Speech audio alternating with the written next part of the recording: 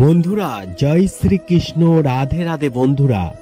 বন্ধুরা পবিত্র মাঘী পূর্ণিমা তিথিতে তুলসী তলায় পুঁতে দিন এটি। ঘরের বাস্তুদোষ দূর হবে এবং আপনার ঘরে অর্থ আসবে প্রচুর। পবিত্র এই মাঘী পূর্ণিমার দিন আপনারা যদি এই বিশেষ কাজটি করতে পারেন তাহলে আপনাদের ভাগ্য খুলে যাবে। মাঘী পূর্ণিমা বা মাঘ পূর্ণিমা হলো মঘ্যান নক্ষত্র যুক্ত মাঘ মাসের পূর্ণিমা তিথি ও হিন্দু ও বৌদ্ধদের একটি ধর্মীয় উৎসব। এই দিনে চন্দ্র, গুরু এবং শনি তিনটি গ্রহই অল্লেশা নক্ষত্রে তাদের নিজস্ব রাশিতে উপস্থিত থাকে। এই দিন গৌতম বুদ্ধ তার পরিনির্বাণের কথা ঘোষণা করেন। এছাড়াও কথিত আছে যে এই তিথিতে দেবতারা মর্ত্যলোকে ভ্রমণ করতে আসেন। মাঘী পূর্ণিমা, এই তিথি মঘা পূর্ণিমা বা মাঘী পূর্ণিমা নামে পরিচিত। সনাতনী বিশ্বাস মতে এই তিথি অত্যন্ত পবিত্র একটি তিথি। এবছর প্রথম পূর্ণিমা পড়েছে আগামী 24শে ফেব্রুয়ারি, আর সেই দিনই মাঘী পূর্ণিমা।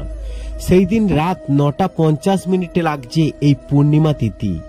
দেখুন বন্ধুরা, প্রতিটা মানুষের জীবনে খারাপ সময় ভালো সময় দুটোই আসে।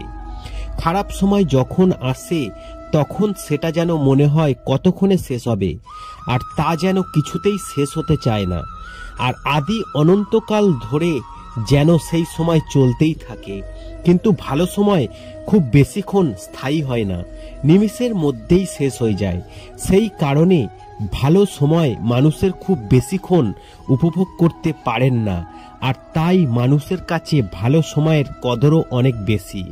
আসলে সুখ কষ্ট এই দুই মিলিয়েই মানুষের জীবন। সুখ হয় না থাকলে যেমন কষ্টের কোনো দাম নেই, ঠিক তেমনি উল্টোটাই সত্যি।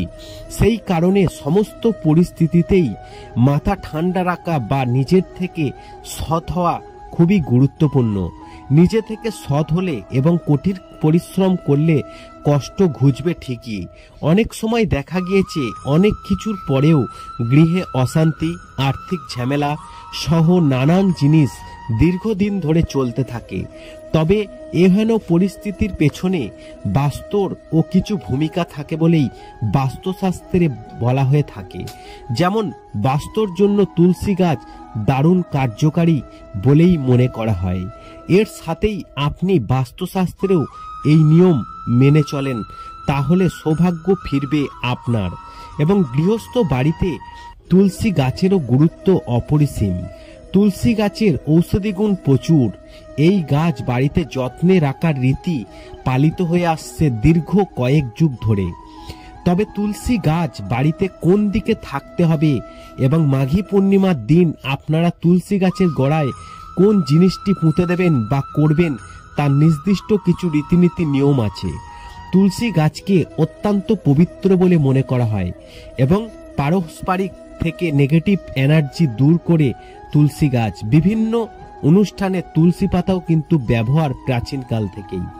তুলসী গাছের পুজো করার সময় নমো নমো ভগবতে বাসুদেবায় নমো এই মন্ত্রটি আপনাদেরকে জপ করতে হবে। প্রতিদিন তুলসী গাছের সামনে এই মন্ত্র 108 বার জপ করুন। এর ফলে আপনার জীবনে যে সমস্যায় আসুক না কেন তার সমাধান হওয়া নিশ্চিত। সংসারে শ্রীবৃদ্ধি করতে আটা দিয়ে তৈরি করে একটি প্রদীপ ঘি ঢেলে সেই প্রদীপ এই মাঘী পূর্ণিমার সন্ধ্যাবেলায় তুলসী গাছের গোড়ায় জ্বালিয়ে দিন। এবং মাঘী পূর্ণিমার সন্ধ্যাবেলায় তুলসী গাছের গোড়ায় আটা দিয়ে প্রদীপ তৈরি করে সেই প্রদীপ জ্বালান এবং পরের দিন সেই আটার প্রদীপ কোনো গরুকে খাইয়ে দিন।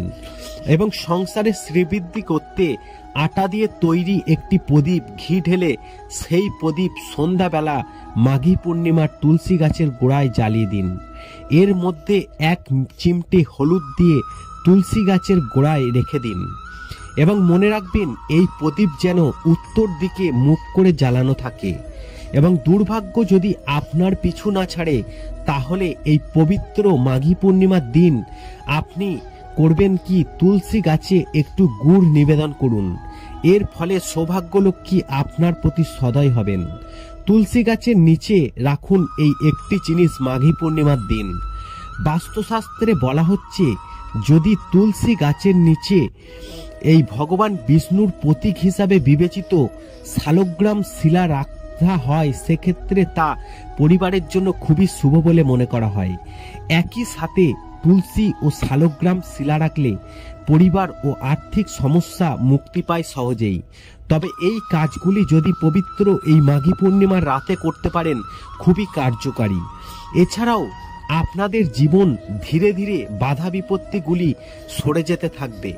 তা সব থেকেই সমস্ত বাধা ধীরে ধীরে সাফল্য পেতে শুরু করবে এবং পরিবারের জাতকেরা এর সাথেই পরিবারের সুখ শান্তি বৃদ্ধি পাবে ক্রমশ।